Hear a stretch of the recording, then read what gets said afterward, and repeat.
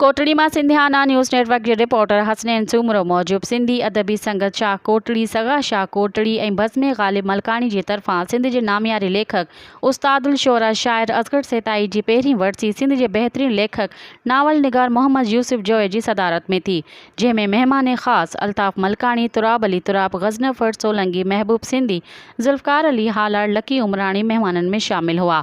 कार्रवाई की शुरुआत लतीफ़ साईं की वाई से सुरीली रागी उस्ताद ग़ुलाम अकबर जरवार कई। नात ख्वां अब्दुल अज़ीज़ जलबानी उस्ताद असगर सेताई की नात पढ़ी। मुक़र्रर मेहमान असगर सेताई के फ़न और शख्सियत ते रोशनी विधी।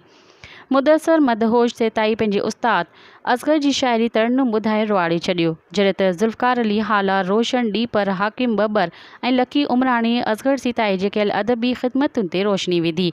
रागी सताम हुसैन राॼ पर असगर सेताई जी शायरी ॻाए दाद हासिल कयो ऐं वाह वाह कराए छॾी, जॾहिं त इम्तियाज़ अली खोसो, इमरान अली सूमरो, हसनैन सूमरो, ग़ुलाम मुस्तफ़ा काबूरो, मुज़म्मिल हैदरी सेताई, इख्तियार ग़ोरी, सुधीर अहमद नारेजो, हाफ़िज़ गुल हसन, मीर हसन खोसो, मुजाहिद अली इमरानी, मीर हसन खोसो, हुज़ूर बख्शोरो, इमाम बख्शोरो ऐं रब ॾिनो तुराब समेत केतिरनि ई शाइरनि अदीबनि शिरकत कई। कार्रवाई महबूब सिंधी हलाई।